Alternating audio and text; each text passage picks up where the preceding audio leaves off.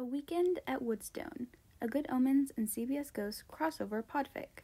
Chapter 1. Welcome to Woodstone. It was a nice day. There had been quite a few of them since Crowley and Aziraphale had stopped Armageddon from happening. Since Heaven and Hell had agreed to back off the two of them for a while, Crowley had decided that what he really needed was a nice getaway with his best friend, where he could escape the busy streets of London and go someplace quieter. It took a bit of time for him to decide where to go, and to convince Aziraphale to leave his bookshop for a couple of days, but now they were finally on their way. It had taken quite a large demonic miracle to get Crowley, Aziraphale, and the Bentley across the Atlantic Ocean to Ulster County, New York, but it wasn't long before they were all swerving along a curvy road through the woods, while Queen's Don't Stop Me Now played from the Bentley's antique stereo system. "Crowley, where are we going?" asked Aziraphale from the passenger seat. He yelped as Crowley hit a bump in the road, causing the Bentley to defy the laws of gravity for a few seconds. "I told you, Angel, it's a surprise," Crowley answered. "I've been telling you that once about every 10 minutes for the last hour, actually." "Well, surely we must be getting close by now, right? I was hoping that meant you could tell me where it was you insisted we go. You know, I had to close my bookshop for this little excursion. I wouldn't do that for just anyone, Crowley." Crowley took a sharp right turn onto a narrow road that seemed to appear out of nowhere. Aziraphale yelped again and held on tightly to his seat. "What's the big deal about closing your shop anyway? You don't like selling any of your books," Crowley said. "Yes, but I do enjoy chatting with those interested in antique book collecting. It gives me other people to talk to, so I don't have to talk your ear off all the time." It was true that Aziraphale did call Crowley almost every day. Sometimes it was to recount his good deeds of the day, now that Heaven wasn't keeping track, but sometimes it was to enlist Crowley's help if something went wrong. However, most of the time the angel was just bored, and Crowley was the only one he could call anymore. Crowley would never admit it out loud, but his heart skipped a beat every time he heard the beginning lyrics to Queen's Good Old-Fashioned Lover Boy start to play from his phone, which was the ringtone he had assigned to Aziraphale, so he always knew when it was him who was calling. "Well, you won't be in the dark much longer. It should be coming up here right about now," Crowley said before slamming on the brakes next to an iron gate. Aziraphale flew forward and almost hit his head on the windshield. "My dear fellow, I would appreciate it if you didn't drive like a demon." "But I am a demon." "Yes, but that doesn't mean you have to drive like one." Aziraphale straightened his bow tie and looked around. "Where are we?" Before Crowley could answer, Aziraphale noticed a sign on the iron gate next to the Bentley. "Woodstone?" "Yep," Crowley said. "Welcome to Woodstone Mansion Bed and Breakfast." After parking the Bentley on a large circle driveway, Aziraphale and Crowley started to make their way up to a beautiful mansion. Its mossy stone facade gleamed in the late afternoon light, and the myriad of windows reflected the many vibrant green trees that surrounded the property. They were about to walk past a small fountain that the drive encircled, when Aziraphale held out his arm to stop Crowley. "This place feels spooky," Aziraphale whispered. "Well, you know, I'm a big spooky fan," Crowley responded, grinning. "Yes, but there's something here. Multiple somethings, I think. Something supernatural is here." "Are you sure you aren't just sensing our presence? Angel and demon, we count as supernatural entities." No, it's not us. It feels like departed human souls rest here." Crowley pondered this for a few seconds. "So, you think this place has ghosts?" "I'm not sure. Maybe," Aziraphale said. "Are you afraid of ghosts, Angel?" "What? No, it's just I'm sensing a lot of them on this particular property."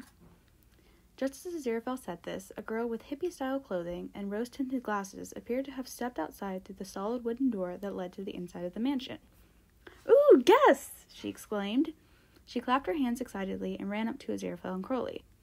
Hello, dear," Aziraphale said to the girl. The girl's eyes widened in shock. "Wait, you can see me?" she asked while waving her hand in front of Aziraphale's face. "Why, yes we can, young lady. May I ask, are you a ghost?" Aziraphale inquired. "Yeah, I am. I'm Flower. I wandered over to this property from a musical festival in the 60s, and then I tried to befriend a bear." She turned around and showed the two of them a bloody claw mark on the back of her right shoulder. "Drugs were involved," she finished, while turning back around and grinning at them. "Looks like you were right. This place does have ghosts," Crowley said. "Oh, yes, there are lots of us here. Come on, I'll introduce you to everybody." Flower tried to grab Aziraphale's hand, but her hand passed right through his. For a moment, Aziraphale had a strange, dreamy feeling that seemed to stem from where Flower had tried to grab him, but it passed as soon as it had come, so he decided to disregard it. "Whoops, I forgot that I can't touch you. You aren't ghosts," Flower said while giggling. "That's quite all right, dear. I'm sure we will get a chance to meet them all soon," Aziraphale said. Yay! Flower said while clapping her hands. A butterfly! She skipped out of view around the side of the mansion, yelling, "Please let me pet you!" to the butterfly the whole time. Crowley crossed his arms and looked towards the corner of the house where Flower had disappeared. A drugged-up hippie ghost from the 60s. Can't say I expected to see anything like that here. Well, I think she was very nice, Aziraphale commented. You think everyone is nice, Angel. I try to see the best in people, Crowley. Everyone has at least a little kindness in their hearts, including you. Crowley scowled at Aziraphale. Not this again. I'm not nice, and I'm not kind. Aziraphale smiled smugly. Whatever you say, dear, he replied. Crowley made a sputtering noise, ready to let loose a sarcastic retort, but before he could, Aziraphale walked briskly to the front door of the mansion, leaving Crowley to quickly run after him. Angel, I think it's time we get checked in, don't you? Aziraphale asked. Fine, Crowley grumbled back. Aziraphale held up his hand and knocked 3 times on the door. A moment later, a perky blonde lady opened the door and beckoned them inside.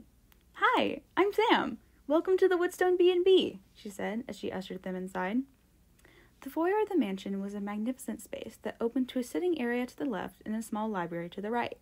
Aziraphale was immediately drawn to the library, where he stared in wonder at the old books that lined the shelves above a wooden desk, much like his own back at the bookshop. He was so entranced by the books that he didn't notice 2 gentlemen sitting on a couch by the window of the library, one in a blue American Revolution captain's uniform, and the other in a red British officer's uniform. Samantha, I thought all the guests canceled for this weekend, inquired the one in blue. Sam glanced into the library, then loudly announced, I'm so happy you 2 decided to stay this weekend. It's kind of a funny story, but we were fully booked until this morning. Then everyone decided to cancel their reservations for some reason. Lucky for you 2, though. Sam turned around and started walking towards a marble front desk by a grand wooden staircase while Aziraphale shot an indignant look at Crowley. That was your doing, wasn't it? Crowley smiled a demonic grin. All right, you got me, but I figured it would be nicer if it was just the 2 of us here for the weekend. Well, I suppose I don't mind the idea of the 2 of us staying in this lovely B&B with no one else around. Plenty of grounds to explore and a lovely library to lounge in together. I know you aren't big on books, but maybe I can read and you can have a drink in here later, Aziraphale said before turning back to look into the library. It was then that he noticed the 2 gentlemen still seated on the couch. Oh, hello, Aziraphale said to them. The man in blue gasped quite dramatically. You can see us? The man in red asked, incredulous. Before Aziraphale could answer, Sam called to them from the desk. I can check both of you in now, she said with over-enthusiastic cheeriness.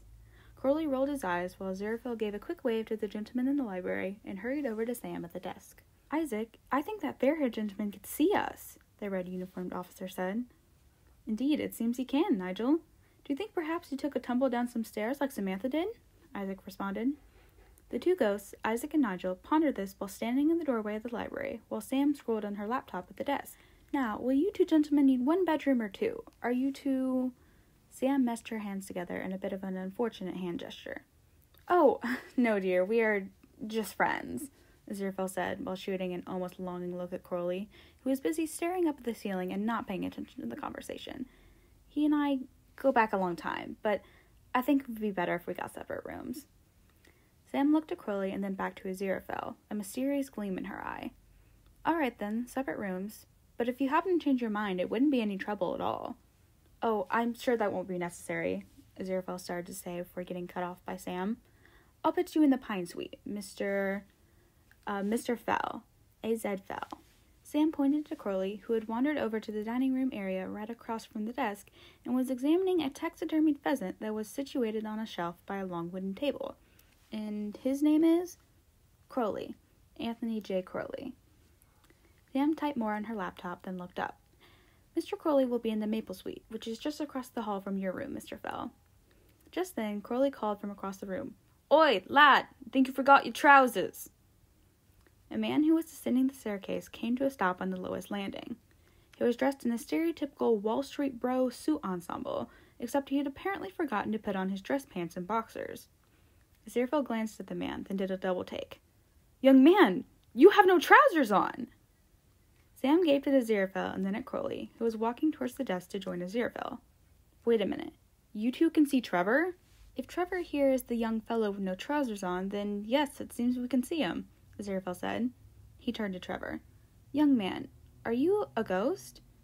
Yeah, bro, I'm a ghost. And I died without pants, but it was because of a hero move, Trevor said to Aziraphale. Oh, how lovely, Aziraphale said. I thought perhaps it was a new trend or something of the sort.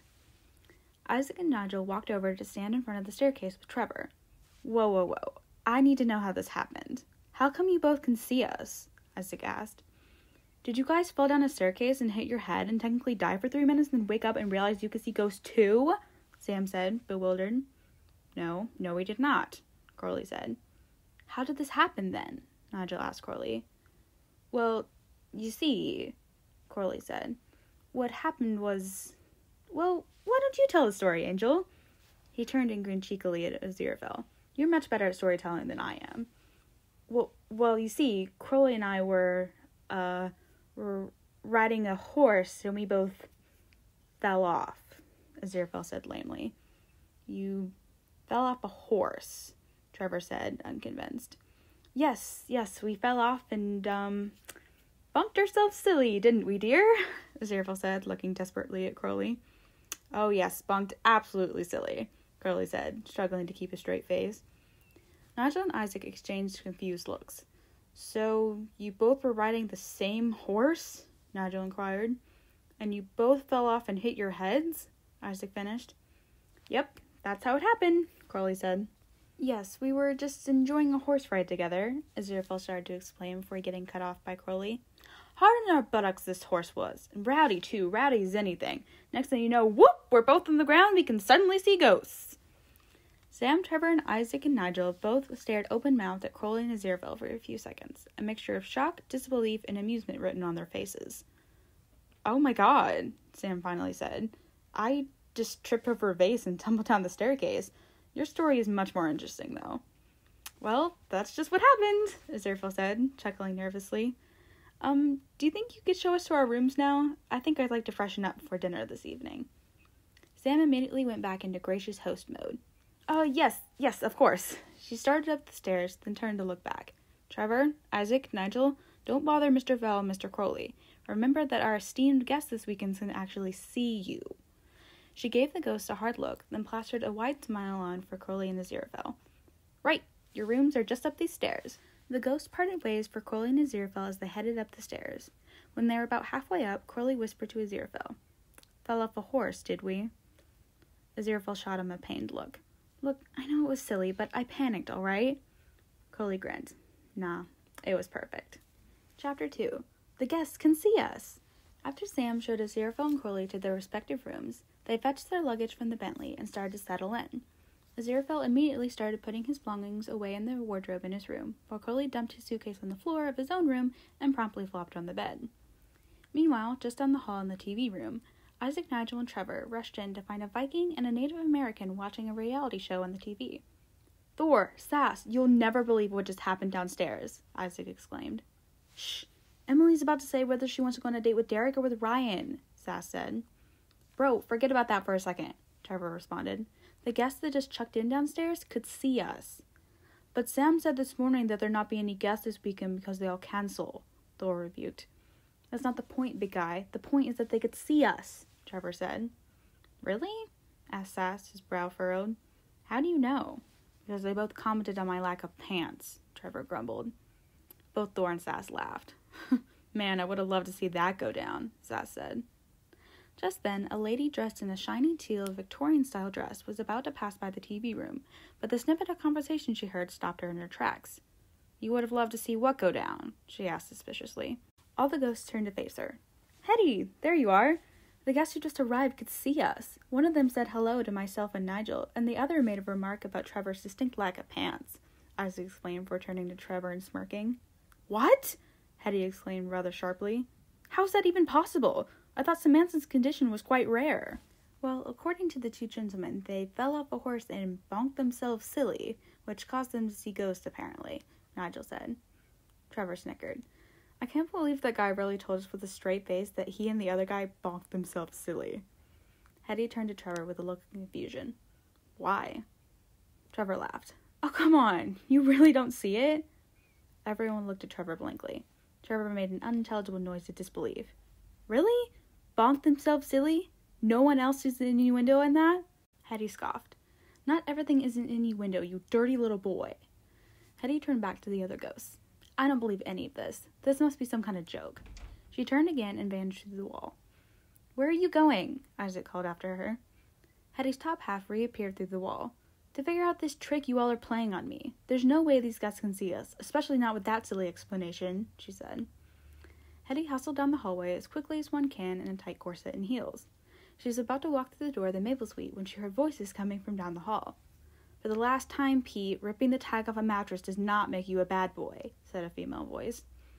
A woman dressed in a red 1920s-style flapper dress and a man dressed as a scout troop leader with an arrow protruding from his neck emerged from the upstairs den. Hetty hurried towards them. Hey, Hetty, what's shakin'? Asked the woman. Alberta, Pete, have the others tried to trick you yet? Hetty asked. As if anyone could ever double-cross me, Alberta said back. Unless you died by poisoning, like you always say. That person double-crossed you and got away with it, Pete pointed out. Shut up, Pete. Shutting up. I'll take that as a no, Hetty said. I was just in the TV room, and the others tried to get me to believe that the two gentlemen guests staying this weekend could see us. How ludicrous, right? Oh, those bastards, Alberta laughed. They just wanted a reaction out of you. Wait a minute, guys, Pete cut in. What if they weren't lying? I mean, Sam can't be the only living who can see ghosts, right? Oh, Peter, you're so gullible. What are the odds that not only one, but two gentlemen who can see ghosts have arrived at Woodstone Mansion, where Sam is the only person we've ever known who can actually see us? But maybe... Ugh, Hetty groaned. Come on, I'll prove it to you. She marched through the door of the Maple Suite with Pete and Alberta close behind. Inside, Crowley made himself comfortable on the bed, his shades covering his eyes. Alberta looked at Crowley stretched out on the bed in his dark suave outfit and whistled. Now that's a bad boy. Pete crossed his arms. Seems like too much of a bad boy if you ask me. Way too devilishly handsome. Why, thank you, Crowley said without moving. The three ghosts jumped. Did he just speak to us? Pete asked tentatively. I certainly did, Crowley answered. He sat up on the bed. So it's true, Hetty said. The others weren't lying after all. But how can you see and hear us? Asked Alberta. Crowley stood up dramatically from the bed and bellowed, Because I am a demon, and I have come here to deliver you all to hell.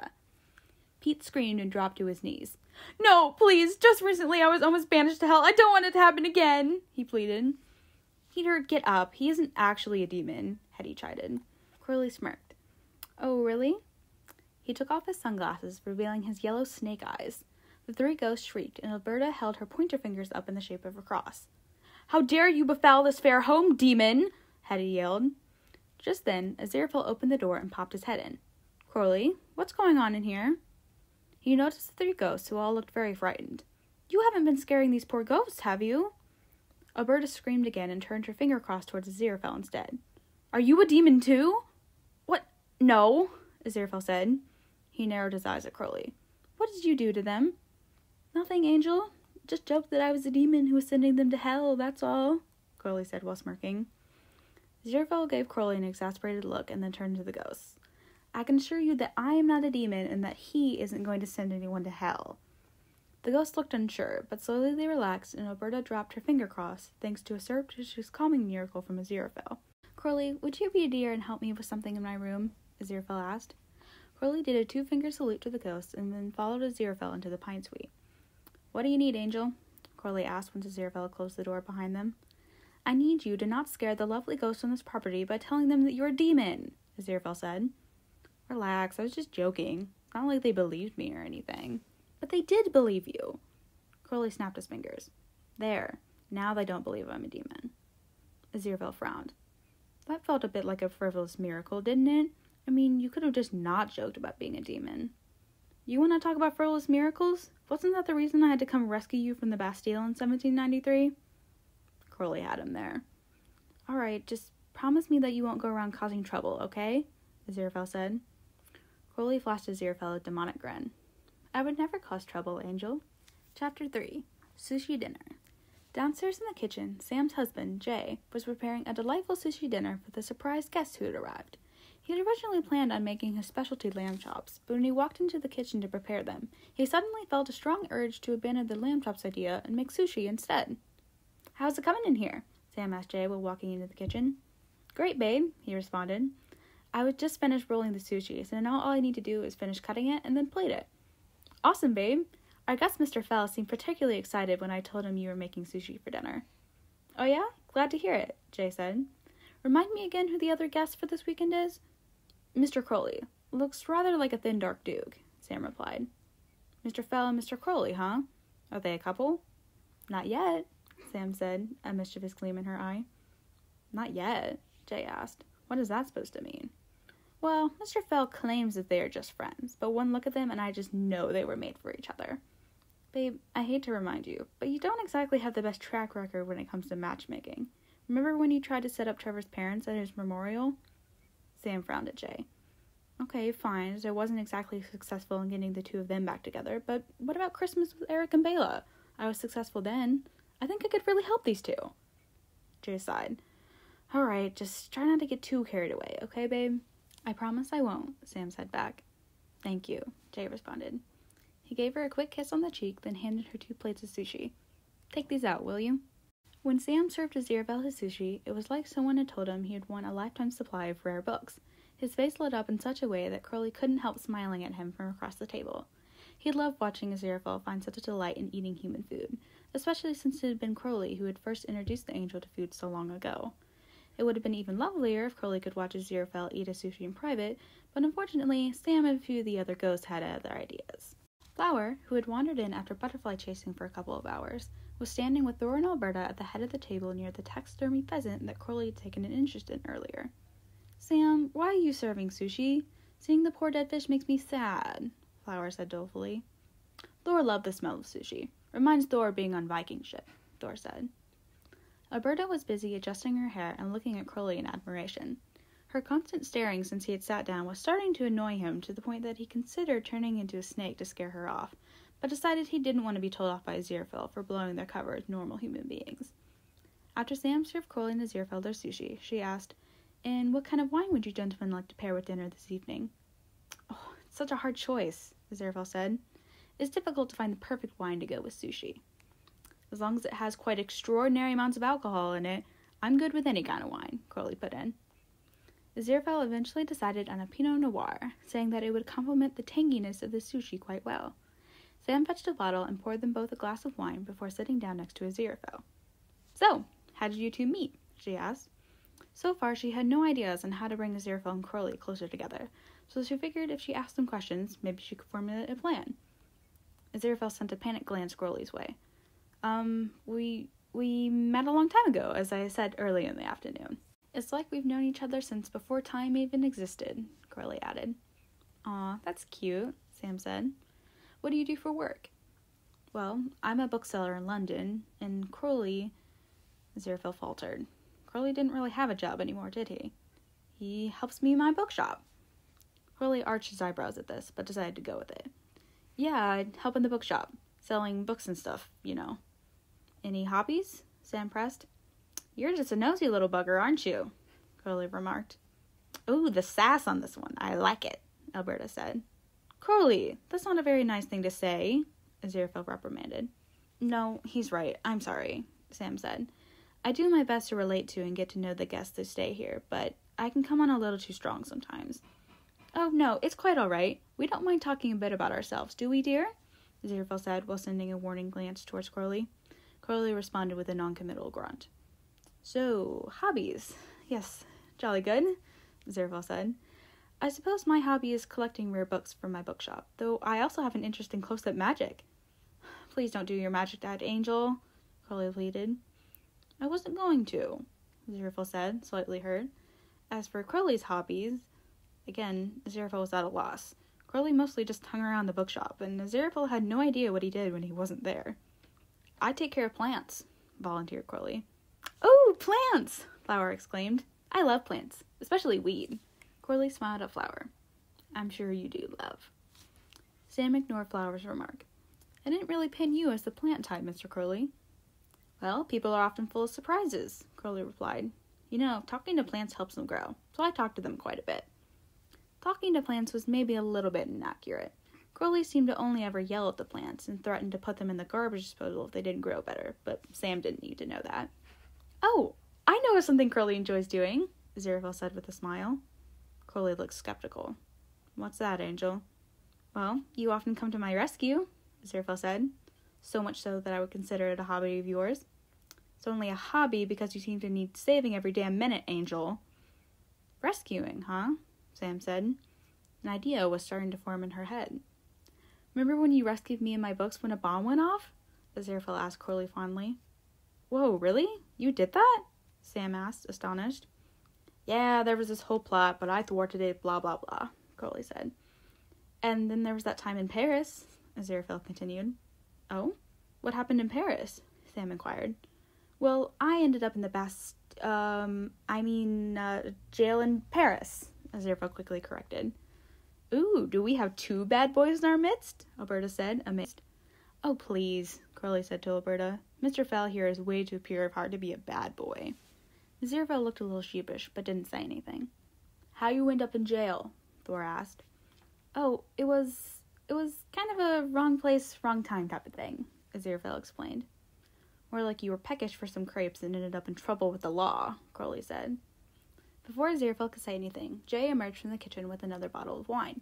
How are you enjoying your sushi, gentlemen? Jay asked while topping off Aziraphale's glass of wine. Oh, it's absolutely wonderful. You really are a marvelous cook, Aziraphale responded warmly. Thank you very much, Mr. Fell, Jay said while refilling Crowley's glass. Sam, is there any more fish to smell in the kitchen? Thor asked. Yeah, I think there's some more fish in there, Sam replied. Yes! Thor yelled, which caused Flower and Alberta next to him to jump in surprise. He passed through the wall into the kitchen. There's more fish in where? Jay asked. Oh, Thor just wanted to know if there was more fish in the kitchen, Sam explained. Sam? Jay said. He nodded towards Crowley and Aziraphale and mouthed, Can't talk to the ghost right now. Oh, don't worry, Jay. We know about the ghosts that haunt this lovely abode, Aziraphale said. Ghosts? What ghosts? I don't know about any ghosts, Jay said nervously. Oh, right, Sam cut in. I forgot to mention, Jay, that our guests, Mr. Fell and Mr. Crowley, can see ghosts just like me. Isn't that cool? Seriously? Oh, that is so not fair, Jay grumbled. 4 of us here, and I'm the only one who can't see the invisible people. Sam gave Jay a pitied look as he walked dejectedly back into the kitchen. Crowley stood up from the table. Well, this has been lovely, but I think I'll take my drink into the other room. He hoped that Aziraphale would be along shortly, and maybe they could finally be alone for a while. As soon as I'm finished with this delectable sushi, I'll join you, Aziraphale said. All right, I'll be just upstairs if you need me. We all will be, Sam said pointedly. She looked at Flower and Alberta and jerked her head towards the stairs. Alberta looked disappointed, but she followed Sam and Flower up the stairs. Right. Time to drink until the pain of existence fades, Crowley announced. Chapter 4. Reading and Drinking in the Library. Once Aziraphale had finished his sushi, he found Crowley lounging on the couch in the library, a glass of wine held lazily in his fingers. Aziraphale carefully removed a random book from the bookcase and made himself comfortable at the wooden desk. The book turned out to be the Iliad, which Aziraphale hadn't read in a few centuries, so he was excited to read it again. While Aziraphale read, Crowley downed his 4th glass of wine and sprawled himself in various positions on the couch, occasionally whistling or humming something under his breath. Aziraphale read for a while until he happened to glance at the couch and noticed that Crowley was gone. Confused, Aziraphale looked around the library. Suddenly, Crowley jumped up from in front of the desk and yelled, "Boo!" in Aziraphale's face, scaring him so badly that he let out a squeak and dropped the Iliad on the floor. Crowley, what the hell are you doing? Aziraphale asked. Crowley giggled. Just joking around, Angel, that's all, he slurred. Aziraphale bent down to pick up his book from the floor, but when he sat back up, he found himself face to face with Crowley, who was leaning over the desk and breathing his hot wine breath directly onto Aziraphale's face. Aziraphale turned a little red, then said, Crowley, you are quite drunk. Don't you think you should sober up a bit now? Crowley seemed to think for a moment, then responded with, Angel, would you still love me if I were a worm? What? Aziraphale stammered, turning even more red. You know, Crowley said, standing back up. If I weren't a devilishly handsome demon and I somehow got turned into a squiggly little worm, would you still love me? Aziraphale hesitated for a second, then said, Well, you're a snake, aren't you? That's close enough to a worm. You didn't answer the question. Yeah.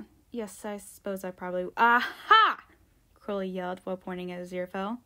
You would love me as a worm, just as you love me now. No, I didn't exactly say that I... Aziraphale stuttered. I like you just fine, Crowley, worm or not. Yes! Crowley exclaimed while doing a little dance. Hey, Angel, Angel, Angel, Angel. He leaned his elbows on the desk again, his face even closer to Aziraphale this time. What's your favorite thing about me? What? Your favorite thing! What is it? Aziraphale glanced at Crowley's red lips, stained from all the wine he'd been drinking. He then focused on Crowley's eyes, which were glazed and unfocused, but still as bright yellow as always. I like the kindness in your heart, Aziraphale said. Grrr, Crowley growled. Not kind. Pick something else. Aziraphale thought for a second. Your eyes, Crowley, he said softly. What about them? Crowley asked. They're what I love most about you. Crowley then lay down on the desk, knocking several items off of it in the process. Crowley, what on earth are you doing now? Aziraphale asked, bewildered. Just taking a little rest, Angel, Crowley said back. He blinked up at Aziraphale, his eyes catching the light. Tell me more about my eyes, Crowley said rather sleepily while laying his head back on the desk. Aziraphale decided to tell Crowley the whole truth. He wouldn't remember any of this by the morning anyway. I love the gleam in your eyes, Crowley. They twinkle just like the stars you used to make. When you're looking at something you love, they light up even more, and they remind me of the angel you once were. Aziraphale cleared his throat, then continued. It makes me sad that you feel you have to hide your eyes behind those sunglasses of yours, but it makes me happy that you trust me enough to take them off in my presence. Aziraphale looked down at Crowley, who was half asleep on the desk, his eyelids slowly closing. Aziraphale sighed and said, I wish I knew how to express how much your trust means to me. Very gently, Aziraphale scooted Crowley off the desk. Crowley opened his eyes again and looked around blearily. What are you doing, Angel? He asked. Taking you up to bed, Aziraphale whispered. No, Crowley whined softly, but he allowed Aziraphale to grab his waist and help him to his feet. Slowly, Aziraphale helped Crowley up the stairs, the latter stumbling occasionally and talking under his breath. Aziraphale looked behind him once on the stairs and could have sworn he saw something or someone move, but at that moment Crowley started to topple over, so he forgot about the mysterious movement and focused on getting Crowley up the stairs. Eventually, they both made it to the maple suite, where Aziraphale miracled off Crowley's shoes and helped him get into bed. Crowley slumped against the headboard and winced. It hurts, he said, with his eyes squeezed shut. Where? Aziraphale asked. Crowley pointed to his head as he slid down to lay on the pillows.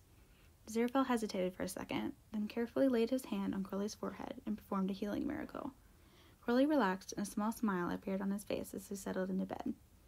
Good night, Crowley, Aziraphale whispered. Crowley answered with a soft snore. Aziraphale hesitated once more, then gently bent down and kissed Crowley's forehead before quickly retreating to the pine suite. Chapter 5. Sam's Plan. The next morning, Crowley woke up in his bed in the maple suite, having no memory of how he got there. He figured Aziraphale had something to do with it, but he didn't remember anything past his fourth glass of wine. He tried to sit up, but his head started pounding so hard that he immediately laid back down again. Probably should have sobered up last night, he mumbled to himself. A brief memory of Aziraphale saying something about sobering up flashed into Crowley's mind, but it disappeared as quickly as it had come. Crowley forced himself to sit up again despite the throbbing pain in his head. He concentrated on a spot on the wall as he sobered up, the alcohol leaving his system and reappearing in the bottles of wine that had been left downstairs. A knock came at the door. What? He called out hoarsely. Aziraphale opened the door. He was already dressed in his usual beige outfit, and he looked as put together and angelic as he always did. Good morning, the angel said brightly. Is it? Crowley answered. He squeezed his eyes shut, a dull pain still pounding in his head.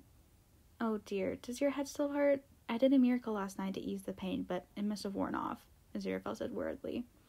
Crowley laid back on the pillows, clearly still in some pain, but trying to hide it. I'm just fine, Angel. Absolutely tickety-boo, as you would say, Crowley muttered. Nonsense, Aziraphale said. He sat down on the bed and put his hand on Crowley's forehead as he had last night and performed another miracle. Relief spread across Crowley's face, but he immediately hid it by scowling and repeating, I'm fine. Right, of course you are, Aziraphale said. He smiled at Crowley, then got up from the bed. What would you say to a spot of breakfast?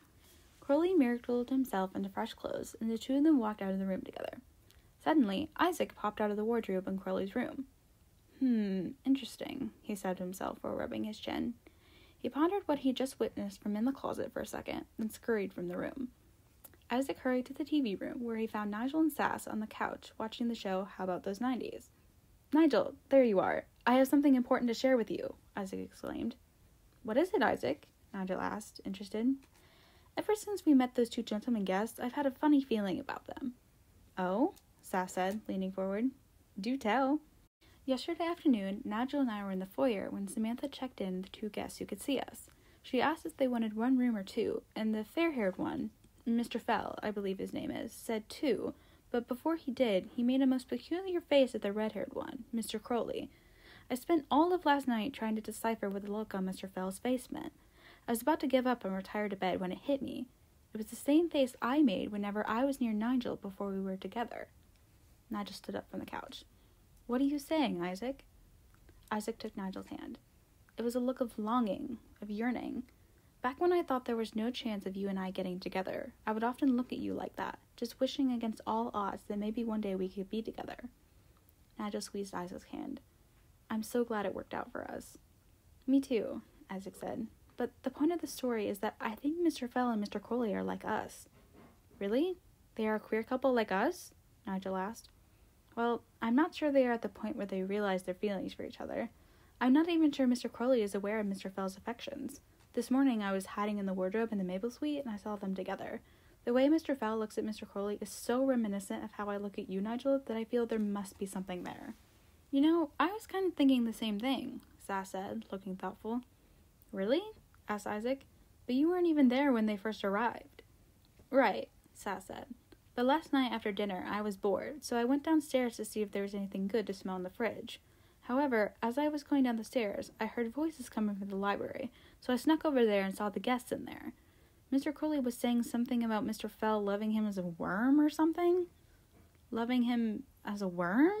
Nigel asked, mystified. "I don't know, that's just what I heard. But anyway, Mr. Crowley was quite drunk, so Mr. Fell had to help him up the stairs. I followed behind them slowly and spied on them again when they went in the Maple Suite." "I'm not seeing how any of this is relevant," Isaac interrupted. "Hold on, I'm just getting to the good part," Sass said. Mr. Fell helped Mr. Crowley into bed and he immediately fell asleep. But before Mr. Fell left the room, he kissed him on the forehead. Isaac gasped. "Really? But that means that my hunch is probably correct." Just then, Sam walked into the room. "Isaac, good, I was just looking for you. What's this hunch about?"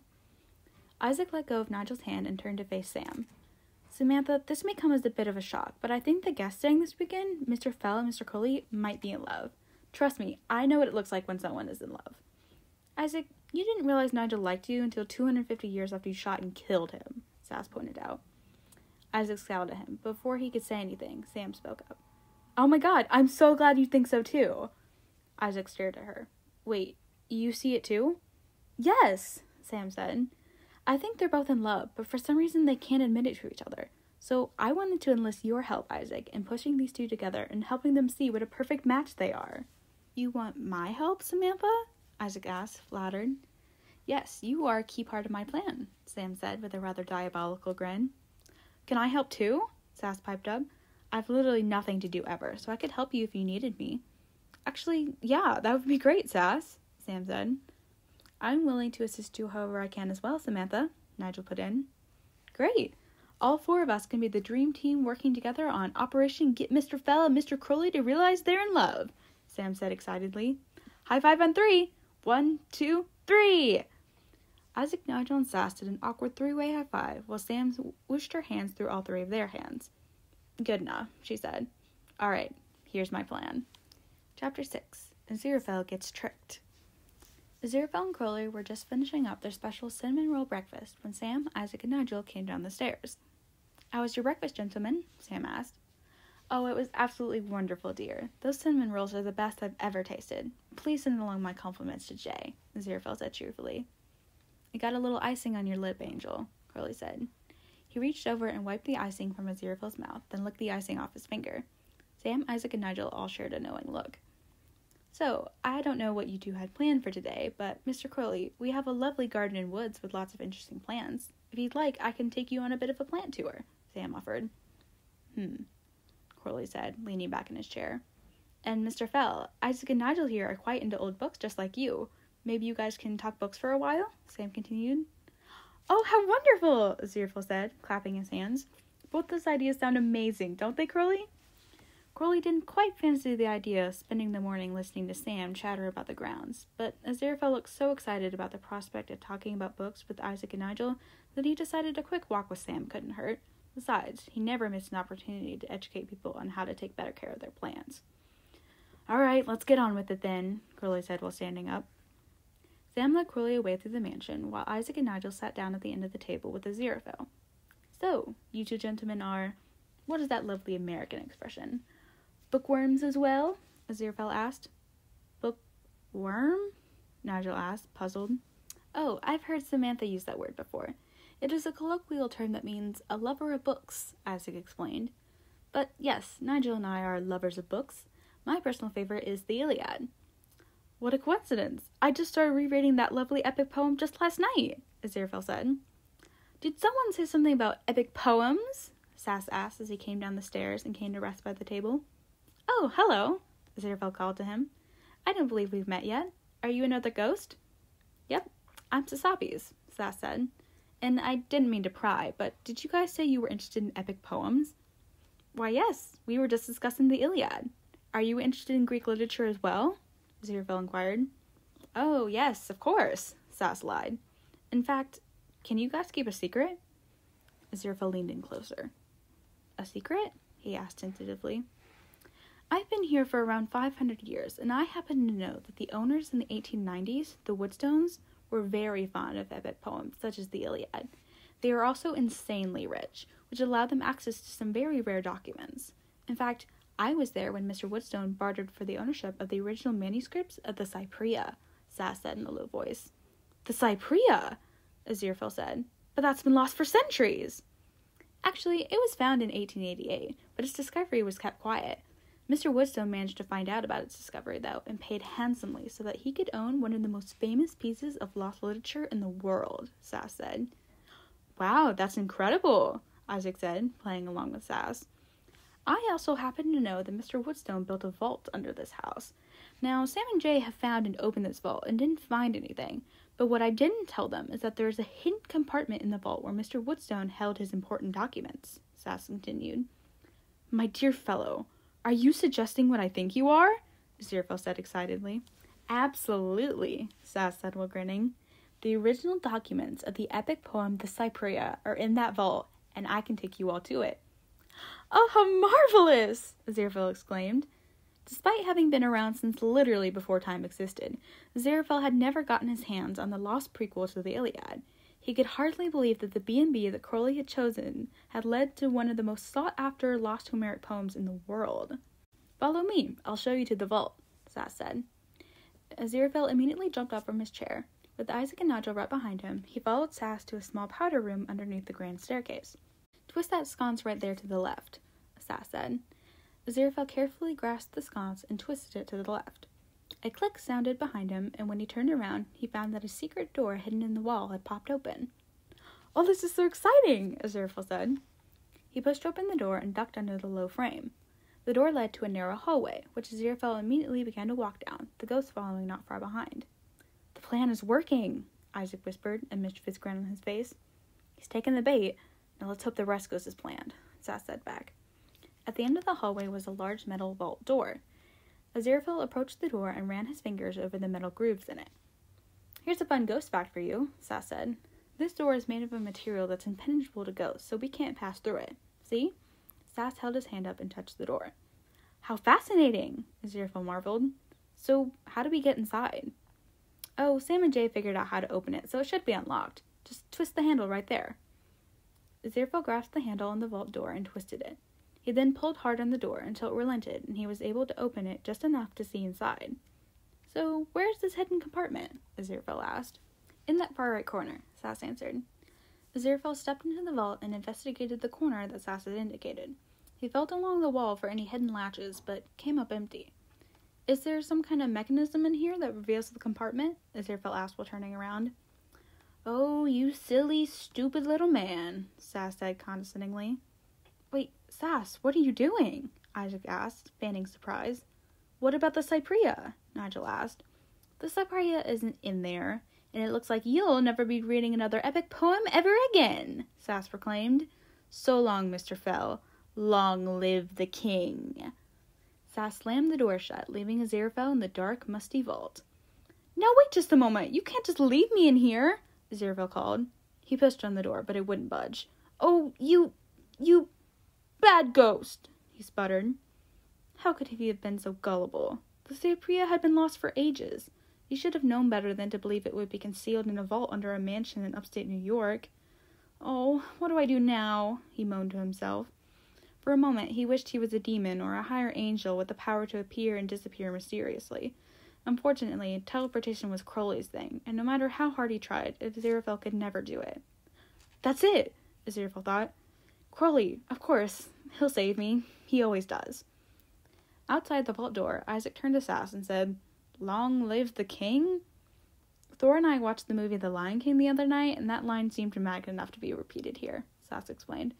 Maybe it didn't work as well as I thought it would, but it certainly sounded cool. We better go signal Samantha now, Nigel said. He, Isaac, and Sass walked down the hallway, leaving Aziraphale in the vault, clinging to the hope that Crowley would somehow find him before he discorporated. Chapter 7. Where the heaven are you? While Aziraphale was languishing in the vault, Crowley was outside in the garden with Sam, who had been talking non-stop for 10 minutes about the flowers she had planted there last week. And here in these small pots are petunias. Aren't they beautiful? Sam said while Crowley stared up at the sky, his arms crossed. Sam's statement, however, made him snap back to reality. Petunias need bigger pots, you idiot, he growled. Sam looked a little frightened, but quickly shook it off. Oh, I didn't know that. I guess you really do know your plants, Mr. Crowley. Crowley rolled his eyes. How much longer would he need to put up with this before he could reunite with Aziraphale?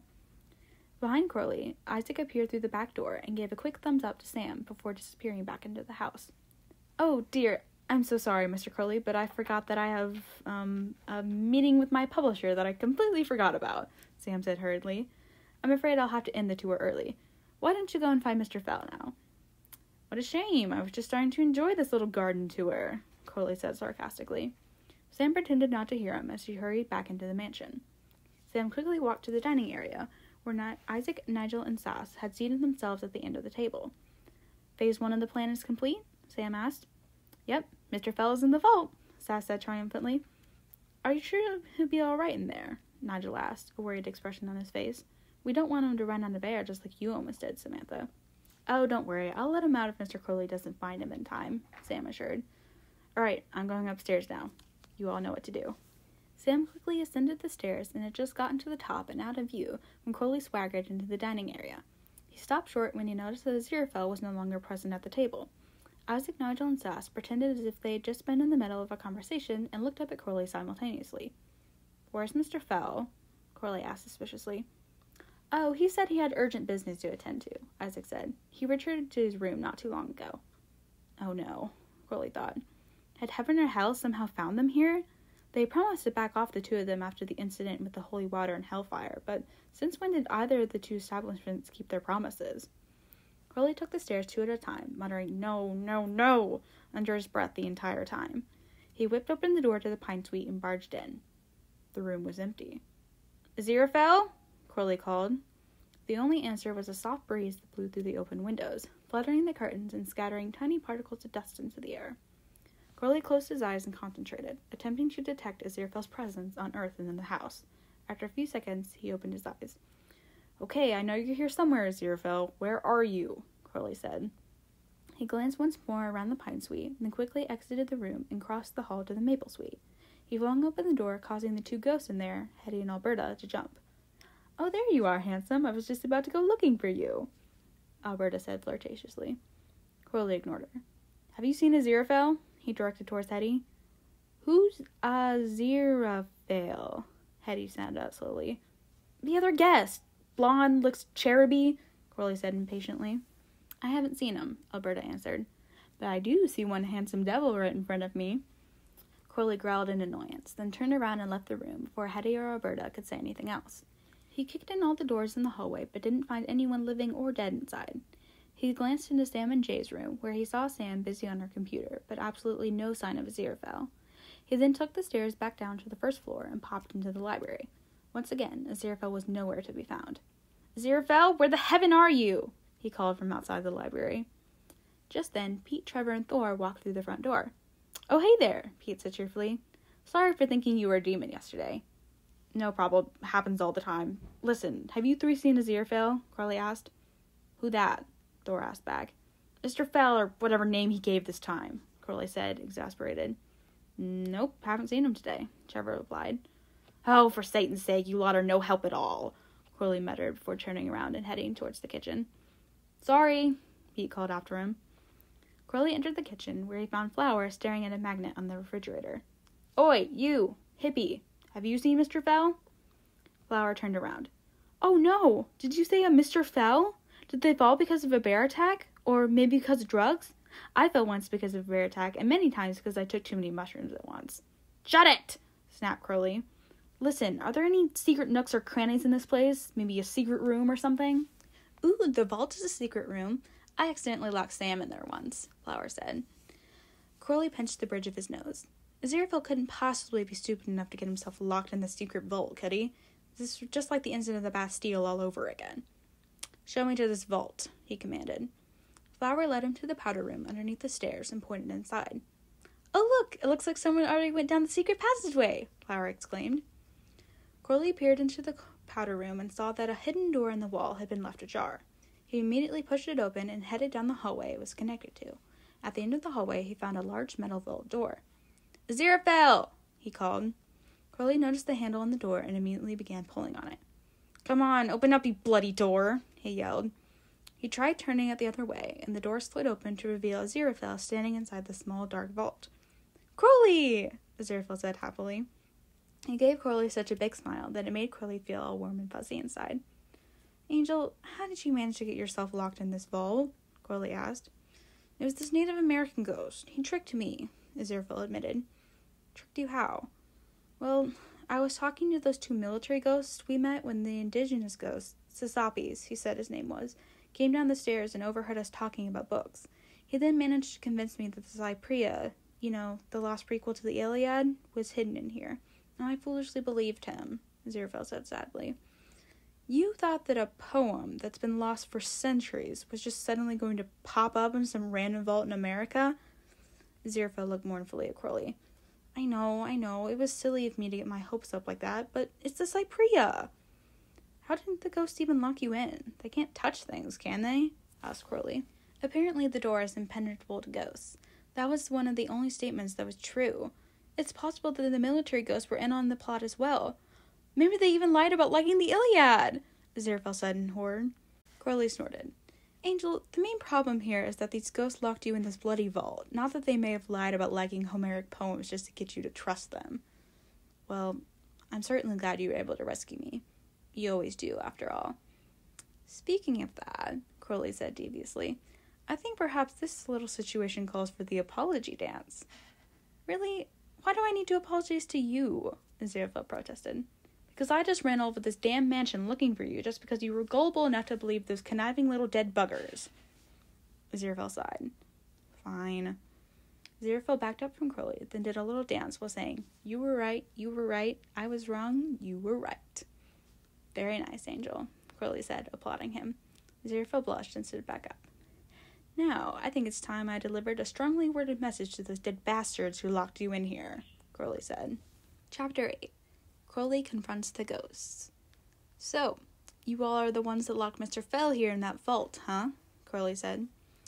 Crowley was standing facing Isaac, Nigel, and Sass in front of the check-in desk, with Aziraphale standing slightly behind him. Crowley had his arms crossed, and he had taken his sunglasses off so he could stare the ghost down with his piercing yellow snake eyes. We didn't lock him in the vault, Isaac protested while indicating to himself and Nigel. That was all Sass. Oh, me? You guys were part of this too. You agreed to distract Mr. Fell so that I could come up with a way to get him into the vault, Sass retorted. So all that talk about liking the Iliad was just a ruse? Aziraphale asked. His lower lip stuck out in a pout, and he looked close to tears. No, of course not. We love the Iliad, Isaac assured Aziraphale. Sass is obviously lying to you. Oh yeah, blame the indigenous person as the white people get off scot-free, huh? Sass said, as if I haven't seen that happen before. What's going on? Sam asked. She had just appeared at the top of the stairs and was quickly making her way towards the confrontation in front of the desk. Did something happen? As a matter of fact, something did happen, Crowley snarled. These bastards here tricked Mr. Fell and locked him in that secret vault of yours. Oh my god, that's awful, Sam said. You three should be ashamed of yourselves. How could you do this to our esteemed guests? It wasn't Isaac's or my fault, Nigel protested. Sasabi said that the original documents to the lost Homeric epic, the Cypria, were hidden in the vault. Isaac and Nigel shared sheepish looks. Yeah, that was... That was Sass. He made us lie to you so that he could keep Mr. Fell in the vault longer, Isaac said lamely. Corley let out an exasperated sigh. You lot are absolutely pathetic. He turned to Sasabi's. So what, your plan was to lock Mr. Fell in the vault until he suffocated and died? Oh god, no. He might have become a ghost, and we already have way too many of those trapped on this property. No, I was just bored, and Mr. Fell seemed like the perfect target for a little prank. Sass turned to Aziraphale. No offense. Sass, I can't believe you, Sam said. I would think you would be wiser than to think this kind of prank would be appropriate. Sam turned to Aziraphale and Crowley and said, I'm sorry that he did this. Don't worry, he will be punished. Oh, I certainly hope so, Crowley said. But I don't think Mr. Fell and I will be sticking around long enough to see justice be served.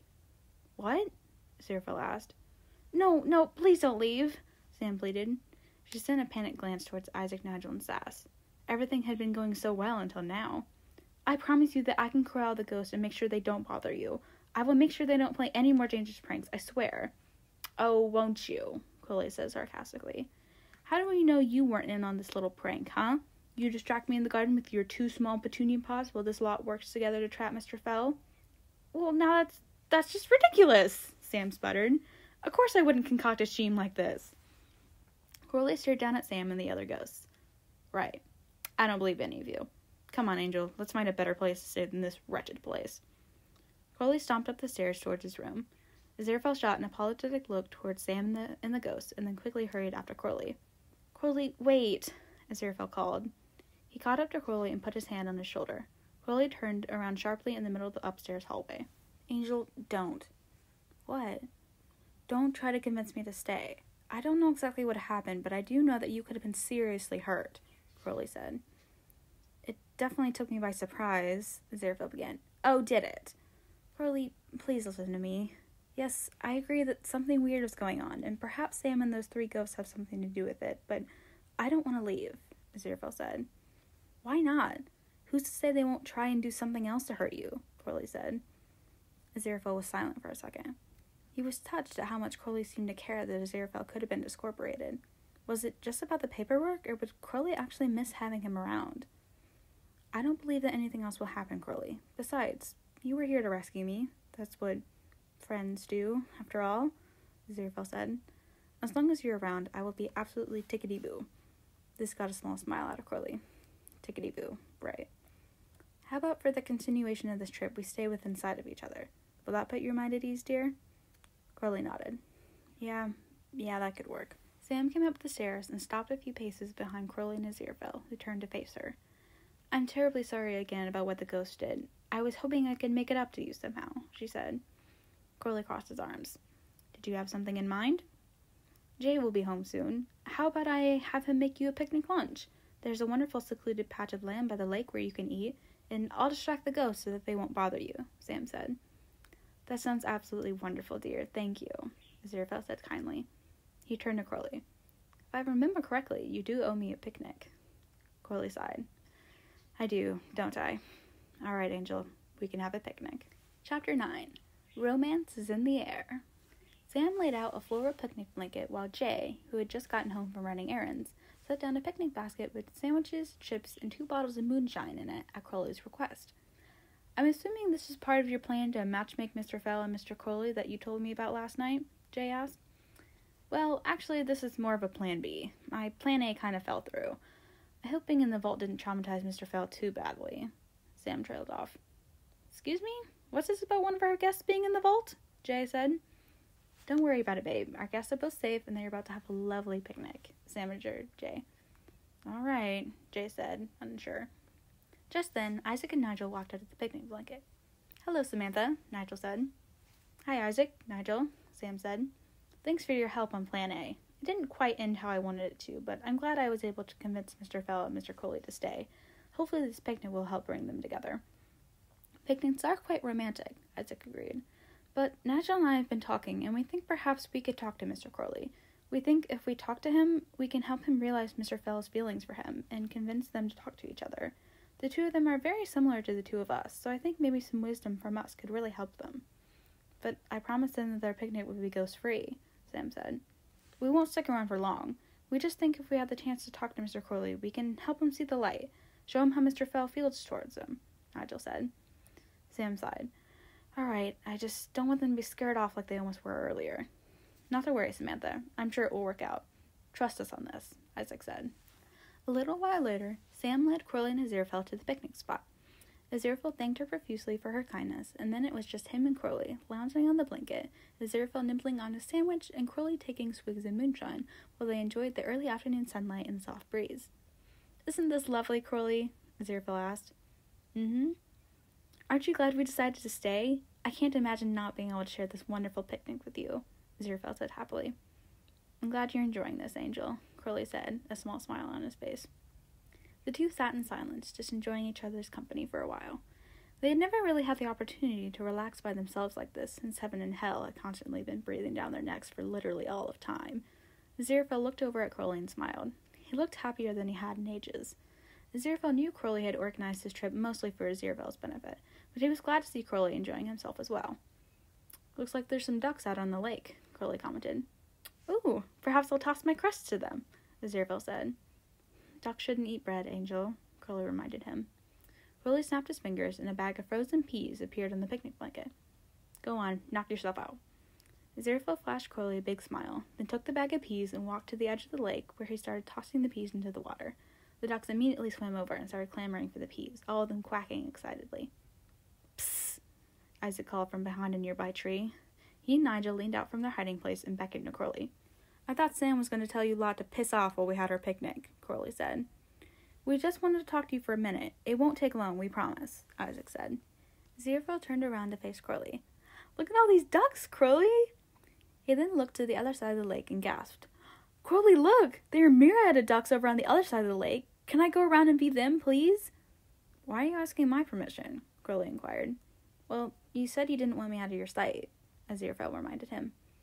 That's all right, Angel. I'll still be able to see you from over here. Go on, Crowley said. Aziraphale flashed him another one of his signature heart-melting smiles before hurrying off to the other side of the lake.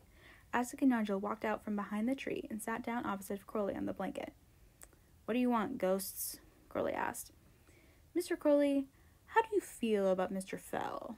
Isaac asked. How do you mean? What is he to you? He pressed. Crowley stared at Isaac and Nigel from behind his dark shades. He's my friend.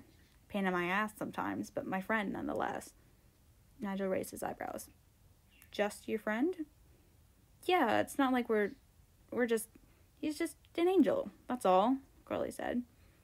Right, Nigel said, unconvinced. He leaned forward. You know, I see a lot of myself in Isaac and you and Mr. Fell. Why? Isaac and I skirted around our feelings for almost 250 years before we were finally able to admit them, Nigel said, taking Isaac's hand. It certainly wasn't easy. In life, we were supposed to be sworn enemies, but in death, we have found comfort and solace in each other. We're like two sides of the same coin. We are different, yet we complete each other, and I have a feeling that you and Mr. Fell are the same way. Crowley was stunned into silence. This dead British ghost has somehow just perfectly described his and Aziraphale's complicated relationship. Sure, they were supposed to be sworn enemies, angel and demon. It was in their job descriptions that they were always to be at odds with each other. But they weren't bound by heaven and hell's rules anymore, were they? They hadn't been very good at following their rules anyway. Who was to say that Aziraphale and Crowley couldn't be more than just an angel and a demon with a mutual agreement to lend a hand when needed? Crowley shook himself out of his reverie. No, he couldn't think like that. He and Aziraphale were just friends. That fact alone had nearly destroyed the world. They couldn't possibly be anything more than friends. Sure, the way Aziraphale looked at him sometimes made him feel all warm and fuzzy inside, but Aziraphale couldn't possibly feel the same, right? Crowley was a demon, completely unforgivable and unlovable, especially by an angel as righteous and perfect as Aziraphale. Isaac gave Crowley a sympathetic look. I can tell you are thinking about a lot right now. Nigel and I will leave you soon, but before we do, one last thing. Whatever you're feeling, it's better if you talk about it. Bottling up your feelings and hiding your true self isn't healthy. I encourage you to talk to Mr. Fell about what's on your mind. I think it will work out best if you are open and honest with each other. Isaac and Nigel stood up from the blanket. We bid adieu to you, Mr. Crowley, Nigel said. Best of luck in your talk with Mr. Fell. And for the record, we think he feels the same way you do. Isaac and Nigel started walking back towards the mansion, leaving Crowley to contemplate what he just heard. He looked across the lake and saw Aziraphale surrounded by ducks, looking a little overwhelmed. Crowley miracled more peas into the bag and smiled at Aziraphale as he looked over and called out, "Thank you!" That angel was the pinnacle of everything good in this world. Crowley didn't want to hide his feelings anymore.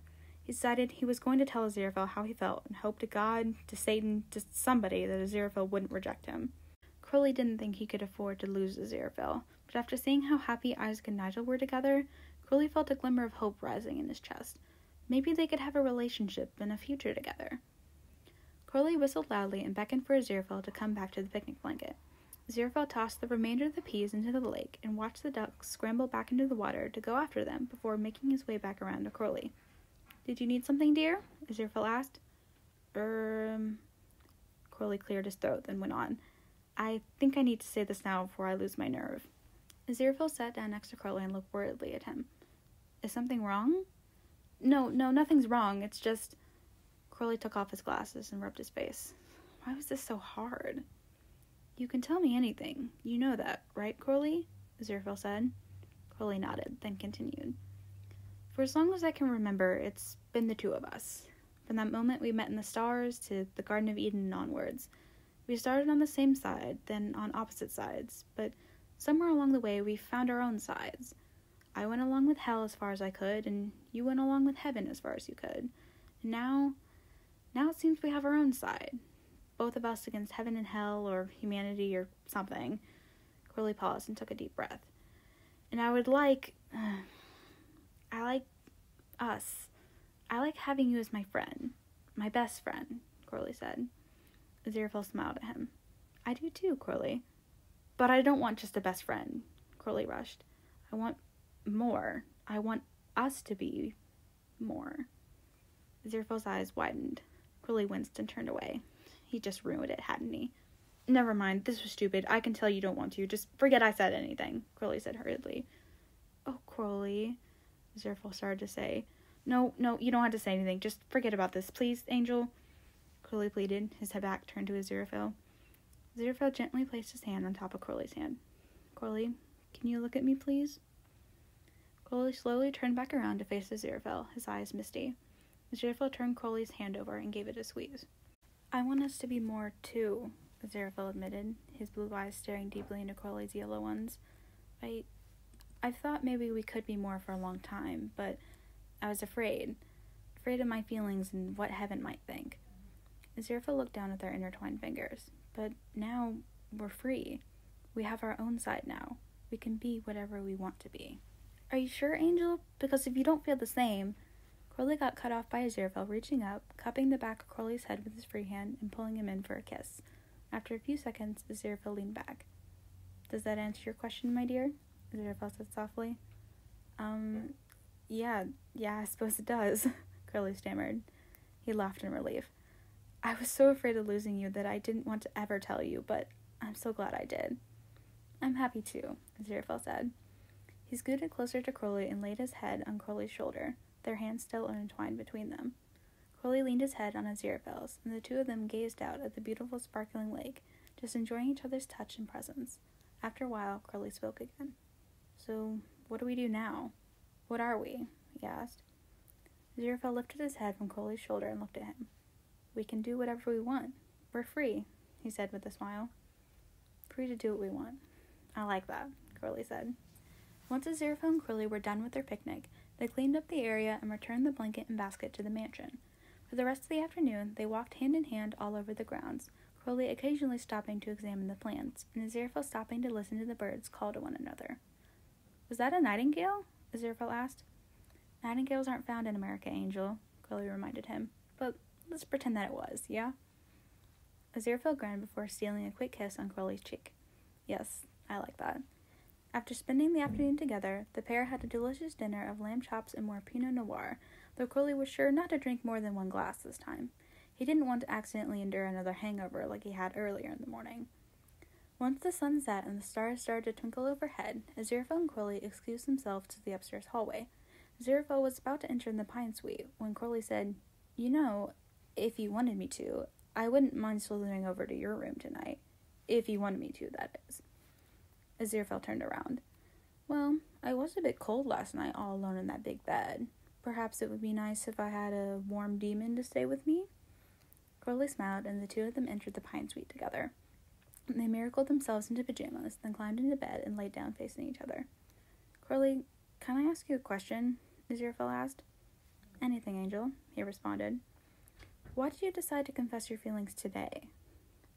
Crowley shifted on the bed. Well, while you were feeding the ducks, those two military ghosts, Isaac and Nigel, came and talked to me. It seems they are a lot like you and me, being on opposite sides of a war and all. They seemed to notice that there were things left unsaid between us, and they convinced me to talk to you. Aziraphale smiled. I'm glad that they did.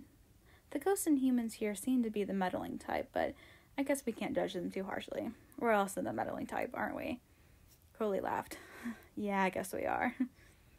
Aziraphale reached over and stroked Crowley's cheek with the back of his hand. Crowley closed his eyes, looking like a purring kitten who was getting its head scratched. Do you remember anything from last night, Crowley? Aziraphale said softly. I didn't do anything too embarrassing, did I? Crowley asked. Aziraphale giggled. I'm sure you would find it embarrassing, but I found it endearing. Crowley opened his eyes. What did I say? Well, you asked me if I would love you if you were a worm. The two of them laughed together, though Crowley turned a little pink. That is embarrassing, he said. For the record, I would love you as a worm, Aziraphale said. Crowley snorted. Thank you. However, I brought up last night because I wanted you to know something, Aziraphale said a little nervously. Crowley looked concerned. What is it, Angel? You asked me what my favorite thing about you was. What did you say? Aziraphale stroked Crowley's cheek again. Your eyes. My eyes? Why? Crowley asked. They're pretty, Aziraphale said simply. And to be frank, it makes me sad when you hide them away. But I'm happy that you trust me enough to take off your shades in my presence. Your trust, it means so much more to me than you know. Crowley smiled. Of course I trust you. Who else am I going to trust in this blasted universe? There was a beat, and then Crowley said, You really do like my eyes? Everyone else seems to find them strange and off-putting. I don't find them to be that way at all. I like how bright and shiny they are, especially when looking at something you love. Like that Pinot Noir from last night, Aziraphale said. Or when I look at you, Crowley said under his breath. What was that, dear? Aziraphale asked. Nothing, Crowley said quickly. Maybe it's too soon to say this, but you kind of already said it, so maybe it's okay? I'm not sure, Crowley trailed off. We've already said so much to each other today. I don't see why we need to hide anything anymore, Aziraphale said. Well, in that case, the reason my eyes are so bright, both when I look at something I love and when I look at you, is because I love you. I love you, Aziraphale, I really do. But don't feel like you have to say it back just because I did. I love you too, Crowley, Aziraphale interrupted. He reached over and pulled Crowley in for a soft kiss. After they broke apart, the two of them cuddled close together, smiles etched on their faces as they slowly drifted off to sleep in each other's arms. Chapter 10. Goodbye, Woodstone. Crowley awoke the next morning to birdsong and bright sunlight streaming into the pine suite. He turned himself over and bumped into Aziraphale, who was leaning against the headboard reading a thin volume of poems. Crowley put his chin on Aziraphale's outstretched legs and smiled. Reading already, Angel? He said. Aziraphale scowled playfully at him. Well, good morning to you, too. Crowley sat up slightly and wrapped his arms around Aziraphale's middle while laying his head on Aziraphale's stomach. Aziraphale set his book on the nightstand and then ruffled Crowley's hair. What are you doing? Aziraphale asked. Just recharging, Crowley responded. You just woke up, Aziraphale pointed out. Crowley latched on tighter to Aziraphale. Yeah, but I haven't been able to do this. Aziraphale smiled and continued to run his fingers through Crowley's hair. He then said, Can I ask another question? Asking questions is more my thing, Angel, but go on. When did you realize, that you loved me? Crowley was silent for a moment. Well, you seemed a decent fellow when you helped me prime that nebula the first time we met. That's not what I meant, dear, Aziraphale said. Yeah, I know, Crowley said. I think I first realized it up on the wall in the Garden of Eden. You told me that you had given away your flaming sword to those humans, and when it started to rain, you let me shelter under your wing. I don't know, I just felt differently towards you after that. That's so sweet, Aziraphale said. Shut up, Crowley replied. So, what about you? When did you realize? Aziraphale shifted on the bed. Well, let's see. I admit I was smitten by you since I first met you, but I think my feelings culminated that night in 1941 in the church. You saved my books when you didn't have to, and, well, it was a very kind thing to do. Not kind, Crowley said without much conviction. Oh, yes, of course, Aziraphale said. You're just the epitome of evil and darkness, my dear. Thank you. There was a knock at the door. Breakfast is ready, Sam called through the door. Oh, jolly good. We'll be right down, he called to Sam.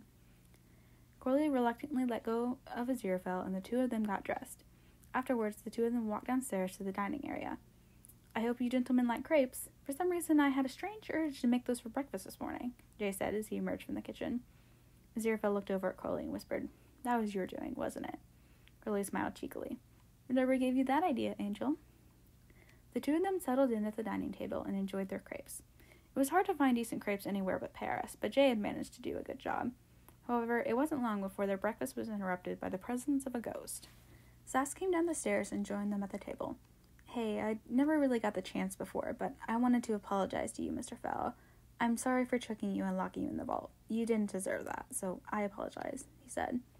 Oh, it's quite all right, Aziraphale assured Sass. It's in the past. Besides, Crowley here was able to track me down, so it all turned out okay. Yep. Oh, by the way, congrats, Sass said back. Congrats? For what? Aziraphale questioned.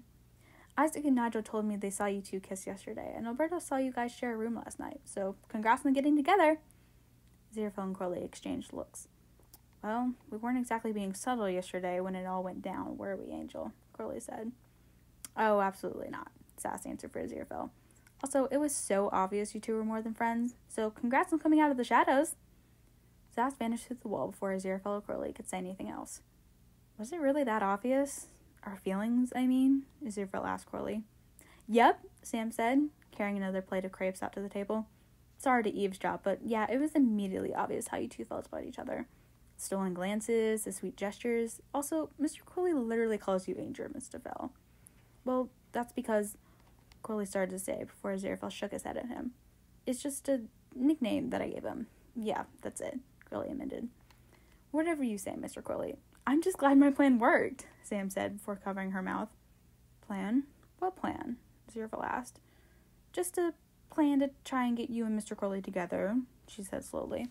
Wait a minute. Our first night at dinner. Mr. Fell here mentioned that I have a hobby of rescuing him, and then the very next day he mysteriously ends up in a secret vault in your house. Did you orchestrate that with the help of your little ghost friends? Crowley asked accusingly. Sam said before deciding to come clean. Okay, fine, yes, I did, but I can assure you that you were perfectly safe, Mr. Fell. I was going to let you out if Mr. Crowley didn't find you. Who all was in on this? Crowley asked. It was just me, Isaac, Nigel, and Sass. We really didn't mean any harm. It's just we all saw the chemistry between you two and wanted to do something about it, Sam said. So those military ghosts were in on it. I knew it, Crowley interjected. Anyway, it seemed to me that you really enjoyed rescuing Mr. Fell, and Mr. Fell liked being rescued by you, so we set up a plan where you two could get to be rescuer and rescuee. We thought it would be cute and romantic, Sam said. Crowley stared at her. Let me get this straight. You thought that locking one of your guests in a vault would be cute and romantic? Sam shrugged. I don't know. Seemed like a good idea at the time. Crowley crossed his arms. And I suppose it was your idea to send Isaac and Nigel out to talk to me yesterday? Actually, that was their idea. The picnic was my plan B after the vault thing kind of fell through, but Isaac and Nigel had the idea to talk to you. I don't know what they said, but it worked. You guys seem to be really happy together, Sam said cheerily. Damn, you lot are even more meddlesome than me, and that is saying something, Crowley said. Yes, perhaps it was a bit inappropriate for you to meddle so much, Aziraphale said to Sam before turning to Crowley. But at the end of the day, I'm glad they did. Who knows how long we would have gone keeping our feelings a secret. Aziraphale reached out and gave Crowley's hand a squeeze. Sam smiled widely. I'm so glad we were able to help, she said before disappearing back into the kitchen. Aziraphale and Crowley resumed their breakfast of warm crepes, but it wasn't long before Alberta and Flower came along and walked up to the table. Hey, you two, Alberta called. I saw you guys shared a room last night. Happy for y'all, though. I still wouldn't mind having this one to myself, she said while pointing at Crowley. Who's your third going to be? Flower asked. Our third? Aziraphale questioned. You guys don't have a third? Flower asked, flabbergasted. You need a third. I could be your third if you wanted. Flower, you're a ghost. You can't be their third. Besides, if anyone's going to be the third, it's going to be me, Alberta said. Is it so much to ask that we get some privacy? Crowley complained. Or is it that impossible to come by with you lot? It's a wonder that Sam hasn't gone completely insane yet with your constant commentary. No need to be rude, Crowley, Aziraphale said. He turned to Alberta and Flower. Though, I must admit, it would be nice to finish our breakfast in peace. Perhaps we can see you ladies later? Ooh, Alberta, why don't we go look at the wallpaper in the bathroom? That stuff is amazing, Flower said with a dreamy look on her face. She then turned around and dragged Alberta away from the dining area. Crowley and Aziraphale finished their breakfast and then went upstairs to pack their bags to return to London. Crowley dumped his stuff into a suitcase, then went over to the Pine Suite to help Aziraphale pack up. Once they were finished, they set the suitcases by the door, but lingered in the room. I don't want to leave, Aziraphale admitted. I'll admit I was worried about leaving my bookshop to take this trip, but I really enjoyed myself here. Crowley went up to Aziraphale and hugged him from behind. It was nice to run away with you for a while, even if we are returning home today. Perhaps we can go on more trips like this, Aziraphale said hopefully. Perhaps we will, Crowley said while smiling. The two of them grabbed their luggage and headed down the stairs, where they found all the ghosts and Sam and Jay waiting for them. Thank you for such a lovely stay, Aziraphale said to Sam and Jay. Our pleasure, Jay said. Also, gotta ask, no hard feelings about my wife locking you in a hidden vault? Of course not, my dear fellow. It all worked out in the end, Aziraphale said while taking Crowley's hand. Oh, thank God, Jay said, relieved. It was lovely to meet you, Mr. Fell and Mr. Crowley, Isaac said. I'm glad our advice worked for you. As am I, Nigel added. You two seem to work very well together. Aziraphale smiled at Crowley. We do work well together, don't we? Indeed we do, Angel, Crowley replied. Crowley then led Aziraphale away towards the door as the ghosts all shouted their goodbyes. Thor is happy to have had the chance to talk to other livings besides Samantha, called Thor. Yeah, really happy you two got bonk silly so that you could see us, Trevor said while snickering. Farewell! Visit Paris for me, please, Hetty called. Come again soon, called Pete. Goodbye, everyone, Aziraphale called before walking out the door. Aziraphale and Crowley then stowed their luggage in the Bentley and drove away through the iron gates and past the Woodstone Mansion sign. For the first time in a long time, both Crowley and Aziraphale felt a sense of peace.